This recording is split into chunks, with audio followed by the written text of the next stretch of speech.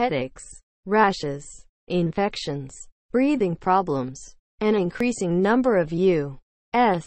Border Patrol agents at the Imperial Beach station have reported a host of health problems since February, when an estimated 143 million gallons of Mexican sewage spilled into the Tijuana River Valley. They patrol. It's not one of the risks typically associated with policing the border, said Christopher Harris, a union representative for National Border Patrol Council's Local 1613.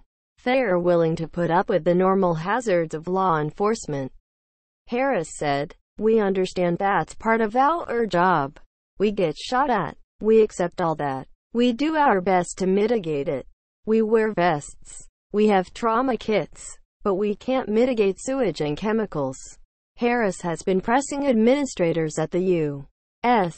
Customs and Border Protection Agency, a division of the U.S. Department of Homeland Security, to take steps to protect his agents from the toxins that regularly pollute the valley. In June, he documented more than 30 agents who had reported sewage-related illnesses. Since then, that number has nearly tripled to at least 83 agents. The Imperial Beach Border Patrol Station has about 300 employees who patrol the U.S. Mexico border from the Pacific Ocean through the Tijuana River Valley. Some work on foot, some in ATVs or SUVs, others on horseback. The sewage leak in February and subsequent leaks flowed into the Tijuana River Valley Regional Park, which covers 71.5 miles of dirt roads and paths. The muck sticks around for a long time as it makes its way to the ocean. It settles into the riverbanks, overflows during rains and dries out in hot weather. It is impossible for Border Patrol agents to avoid. While patrolling on their ATVs on November 10 after a rainstorm, Harris said 3 agents experienced ear, nose and throat problems. One said he had a strange rash inside his nose. Border Patrol agent Joel Sevilla said that in the summer he had to patrol areas where much of the sewage flowed. "I had a really bad nasal infection, headaches and trouble breathing. I was losing my breath really fast," he said. "I'm not known for that because I'm very active, so I had to go to the doctors, and the first time I went, they said that I had a nasal infection. They gave me some antibiotics and they treated it and it went away for like 2 or 3 days. Then it started happening again. What was worse were the headaches because I couldn't sleep." Sevilla went back to the doctor 4 or 5 times. He had to leave the prestigious ATV unit and now patrols in an SUV. "I don't get the headaches anymore because I'm not riding around in all that dust," he said. "When the water dries out, it turns into dust and that's what we breathe." Michael Scapaccio, a spokesman with the U.S. Border Patrol, said the agency is aware of the agents' health problems and is assessing the problem to develop short and long-term solutions. Common reported acute injuries have ranged from upper respiratory ailments to burns on extremities, he said. Personnel have also reported damage to boots and gloves while performing their duties.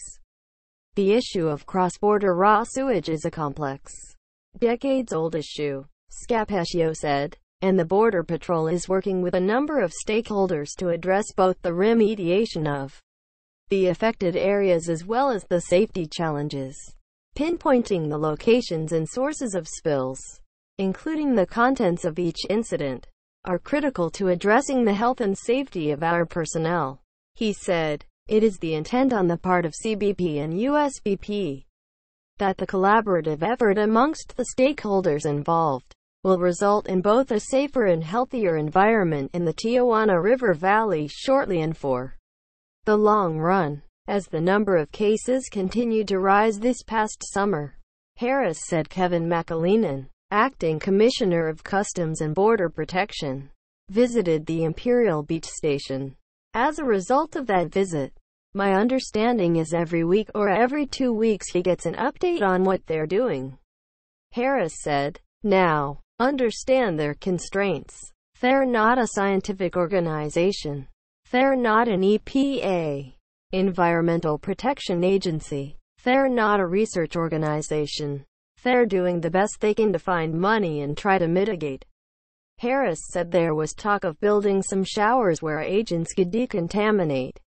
But he wondered how you can talk about decontamination without knowing what chemicals you're decontaminating. What's needed, he said, are more reporting on spills and more testing of the sewage water. That responsibility falls to a small federal agency. The International Boundary and Water Commission is in charge of documenting each spill. A branch of the State Department with approximately 250 employees. It is charged with developing binational solutions to issues that arise on sanitation, water quality and flood control in the border region.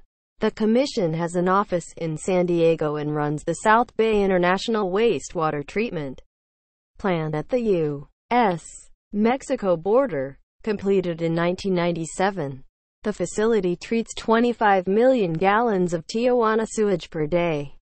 However, the plant can't treat all the sewage flowing across the border.